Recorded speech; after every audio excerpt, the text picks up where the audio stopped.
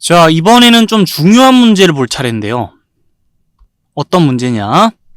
이웃하도록, 그 다음에 이웃하지 않도록과 같은 조건이 주어진 채로 우리 경우의 수를 생각해 봐야 되는 그런 문제고, 자, 요 문제에 대해서는 좀 상세하게 설명을 할 거고, 우리 요런 조건이 포함된 상황에서 경우의 수 구하는 방법은 마치 새로운 개념을 공부하듯이 좀 제대로 공부해둘 필요가 있어요. 자, 그래서 요 문제들 해결하면서 포인트가 되는 부분들, 자, 핵심이 되는 부분들을 여기 정리해 놨으니까 요 박스 안의 내용들까지 언급해 보는 식으로 여기 내용을 정리해 볼게요. 자, 그럼 문제 읽어봅니다. 남학생 3명과 여학생 2명을 일렬로 세울 때, 자, 남학생 3명이 서로 이웃하도록 세우는 방법의 수. 우리 남학생 3명을 자, A, B, C라고 좀 지칭을 해볼게요.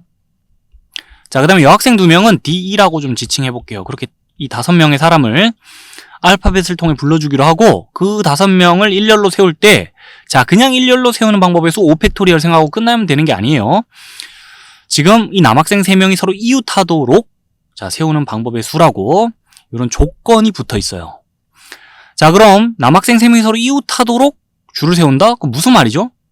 이 3명이 붙어 있으면서 이 5명이 한 줄로 서는 방법의 수를 생각해 보라는 거예요. 말 그대로 얘네가 이웃하면서 자, 이 총 5명이 한 줄로 서는 방법의 수를 생각하라는 거고, 그러면은요, 이때는 요 3명을 한 묶음으로 처리해서 생각하면 됩니다. 자, 처음에는 얘네 셋을 한 묶음으로 봐가지고 서로 이웃해야 돼. 세트처럼 붙어 다녀야 돼. 이 묶음과 그 다음에 여학생 2명, 이 셋을 일렬로 배열하는 방법의 수를 생각해 주면 돼요, 일단은. 자, 그러면 이제 여기다 예를 좀 적어볼게요. 이 3팩토리얼 가지 중 몇 가지 예를 적어보자면, 남학생 3명 A, B, C 묶음과 여학생 D, 여학생 E 이런 식으로 줄을 설 수도 있는 거고요. 아니면은 이 여학생 D가 먼저 온 다음에 남학생 A, B, C 묶음과 그 다음에 여학생 E가 오는 식으로 또 줄을 설 수 있는 거고, 그렇게 줄을 설 수 있는 방법이 6가지라는 거예요. 자, 3팩토리얼 가지라는 거예요. 근데 거기까지만 생각하면 안 됩니다. 자, 뭘 또 생각해야 되냐? 이 묶음 안에서 남학생들이 자리를 바꾸는 방법을 또 고려를 해야 돼요. 예를 들자면, 자, 여기 남학생 셋이 붙어있는 묶음 안에서 남학생 3명이서 이런 순서로 줄을 서더라도 A, B, C, D 이렇게 줄을 서더라도 남학생 3명이 서로 이웃하면서 한 줄로 선 거 맞죠? 자, 아니면은 이 묶음 안에서 남학생 셋이서 이런 식으로 한 줄로 서 있더라도 B, A, C, D, E 자, 총 5명이 한 줄로 서는데 남학생 셋이 서로 이웃하면서 한 줄로 서는 거 맞죠? 그런 식으로 이 묶음 안에서 자리 바꾸는 방법을 또 고려를 해야 돼요. 이 묶음 안에서 자리를 바꾸는 방법, 자, 셋이서 서로 자리를 바꾸는 방법의 수, 그냥 셋이서 한 줄로 서는 방법의 수랑 똑같아요. 그래서 3팩토리얼이에요. 이 3팩토리얼 가지 각각의 경우에 대해 묶음 안에서 남학생끼리 자리를 바꾸는 방법의 수 3팩토리얼 가지씩 자, 우리가 경우가 따라온다라고 생각하면 됩니다. 그렇게 남학생 셋이서 서로 이웃하면서 이 총 5명이 일렬로 서는 방법의 수가 나와요. 자, 그래서 우리는 여기다가 지금 남학생끼리 자리 바꾸는 방법의 수를 곱해줘야 돼요. 자, 수형도가 머릿속에 그려지고 있나요? 이 각각의 경우, 3팩토리얼 가지 경우에 대해 모든 경우에서 3팩토리얼 가지씩 가지가 쭉 갈라진다는 거예요. 묶음 안에서 자리 바꾸는 방법. 자, 남학생 셋이서 자리 바꾸는 방법의 수만큼. 그래서 정답을 구해주자면은 자, 66에 36이라고 답을 지금 구할 수 있는 상황입니다. 자, 그럼 이번에는 이웃하도록 말고 아래쪽에 내려가서 이제 이웃하지 않도록이라는 조건이 걸려있는 상황에 대해서 얘기를 해보는데, 지금 이 남학생 셋, 여학생 둘, 총 5명의 학생이 일렬로 서는데 여학생끼리는 이웃하지 않도록 그 5명이 한 줄로 서는 방법의 수를 생각해 보라는 거예요. 이와 같은 조건이 걸려있을 때는요, 먼저 이웃해도 되는 사람들부터 한 줄로 서는 방법의 수를 생각해 줘야 됩니다. 자, 지금 여학생끼리는 이웃하지 않아야겠지만 남학생끼리는 이웃해도 상관없잖아요. 그래서 이웃해도 상관없는 것들, 자, 그 이웃해도 상관없는 사람들부터 한 줄로 서는 방법의 수 생각합니다.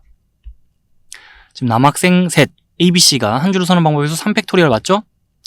자, 예를 들어보자면 남학생 셋이서 한 줄로 선다 그러면 자, 이렇게 한 줄로 설 수도 있는 거고요.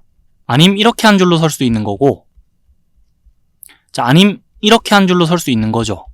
자, 아님 뭐 다르게 설 수 있는 거고, 총 3팩토리얼 가지 방법이 있다는 건데, 이제 여기서 생각을 멈추면 되나요? 안 되죠. 이웃하지 않아야 되는 여학생 둘도 마저 줄을 서야 돼요. 우리 거기까지 생각을 해야 돼요. 자, 그럼 이제 잇따라 생각하는데 남학생 셋이서 자, 이웃해도 되는 사람들부터 한 줄로 서는데 이와 같이 줄을 섰다 칠게요.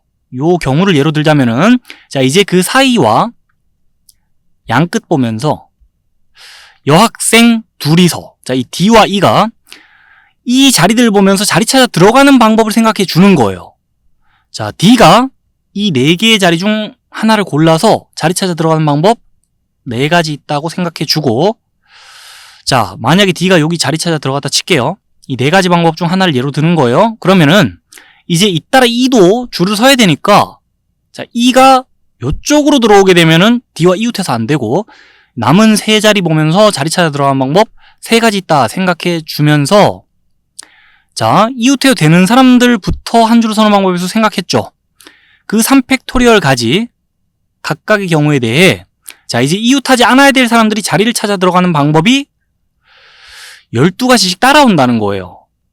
이 각각의 경우에 대해 자, 12갈래로 가지가 착 펼쳐지는 그런 수영도상의 그림을 생각해 주면서 고배법칙 적용해서 우리가 답을 6 곱하기 4 곱하기 3 24에 3 곱하면 72죠? 그렇게 답을 내줄 수 있다는 겁니다. 그래서 정리를 좀 해볼게요. 자, 나중에 봤던 이 이웃하지 않도록 이런 조건이 걸려있을 때 우리가 어떻게 생각한다고요? 자, 그때는요, 이웃해도 되는 것들부터 생각합니다. 이웃해도 되는 것들이 한 줄로 쭉 배치되는 경우의 수를 생각해 준 다음에 자, 거기서 생각을 끝내면 되나요? 아니죠. 그 다음에는 이웃하지 않아야 될 것들이 자리를 찾아 들어가는 방법까지를 잇따라 고려해 주면서 경우의 수를 구해주면 돼요. 자, 됐습니까? 이웃해도 되는 것들부터 먼저 한 줄로 배치되는 방법 생각해 주고 잇따라 이웃하지 않아야 될 것들이 자리 찾아 들어가는 방법 고려해 줘야 돼요. 2단계를 거쳐 생각해야 돼요. 그 다음에 자, 먼저 봤던 예제죠. 이웃하도록이라는 조건이 걸려있는 상황 봤는데 자, 그때는 우리 어떻게 생각해 주나요? 이때로 2단계를 거치면 돼요. 이웃해야 되는 것들부터 하나로 묶어요. 자, 이웃해야 되는 것들을 하나로 묶어요. 그 다음에 그 묶음과 나머지 것들이 일렬로 배치되는 경우의 수를 먼저 생각합니다.